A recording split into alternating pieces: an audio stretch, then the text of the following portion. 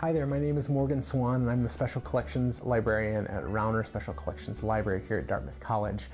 Rauner Library is a resource for the entire community. We always say you can just walk in off the street and say, show me something cool. And you don't even have to know what that is. You can just come in and ask for something and we'll find something that's of interest to you. Today we're going to look at materials related to two different events. One from the 1700s here in the area, and then another from the 1900s. The first has to do with the issue of smallpox, which swept the nation during the Revolutionary War period in the 1770s. And then the other item has to do with the disappearance of a Vermont town, the disappearance of Lewiston, Vermont, which many of you, if you've been in the area a while, you will remember. So without any further ado, let's go ahead and get started. So the first item is a letter written by a delegation of students to the administration of Dartmouth College in 1777. And they are petitioning the administration as well as the town elders of Hanover to allow them to go to the Lebanon Mills area to receive an inoculation for smallpox. Now at the time, vaccinations hadn't been invented yet. They wouldn't come along until the early 19th century. So in the late 1700s, there was no way to protect yourself from smallpox or cowpox or these other diseases unless you inoculated yourself. And what an inoculation was, it meant that you actually gave yourself a mild version of the disease in the hopes that your body could fight it off and then therefore you would be immune to any other subsequent exposures. But it was kind of a risky prospect. You never really knew, am I going to die or am I going to get better and be immune? In fact, Jonathan Edwards, one of the most important pastors from the Great Awakening and the later president of Princeton, actually died from taking the inoculation. So he definitely gambled and lost on that one. But anyway, the Dartmouth students here from 1777, they made the request was granted, and they went and they basically holed up for a month or so under quarantine down in the mills, and they actually, like the city authorities blocked off the road to the mills and everything.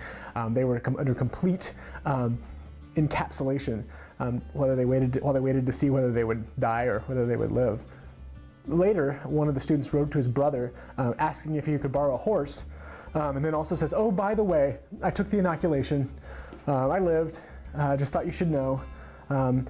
Sadly, I guess at least one other local resident died, but he said that all of the Dartmouth students lived, so I guess that was okay, which gives you a sense of the town gown divisions that existed even way back then. So the second grouping of materials that I want to show you are actually a series of 4 photographs that document the town of Lewiston, Vermont. Lewiston, Vermont was actually founded around the same time as Lebanon and Hanover. I think 1761 was when it was formally chartered. Residents didn't show up until 1765, and Joseph Lewis, the namesake of the town, arrived as the first physician to Norwich in 1767.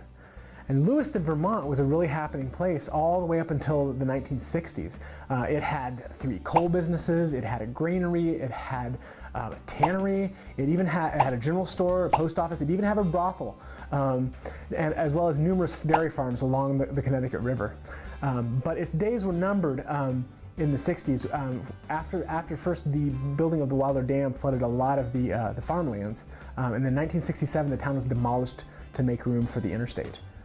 And the residents of the time were really mixed on that. Some felt that the businesses were floundering and so they needed the roads to bring in new business, while others were traumatized by the essentially overnight destruction of this entire community.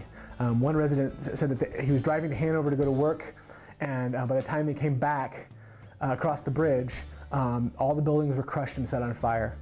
So sort of this apocalyptic scene that caused some scars, I think, for some people. But what was of real value, at least to the Dartmouth students at Lewiston, was the railroad. During Dartmouth football games, they would have a special train that ran all the way up to that depot, and then it was a quick jog or a horse ride across the river to the campus. So here we have photographs of Lewiston, in fact, when it was still in existence. You can see the gas station, you can see all the buildings that are existing here, and also the railroad depot, the railroad station, and some of just the residential houses. So it's sort of this crazy thing that this town just disappeared overnight. But hopefully it will remain in the minds of many residents in the town, and also it will have a permanent place here in the Dartmouth College archives. So my name is Morgan Swan. Again, I'm the Special Collections Education and Outreach Librarian. Here at Rauner, as I've said before, we welcome you to come in and ask to see something cool. We encourage idle curiosity. So please come by anytime you'd like. Ask anyone at the desk to show you something related either to Dartmouth history, regional history, or even national global history, and we're happy to do that. Thank you.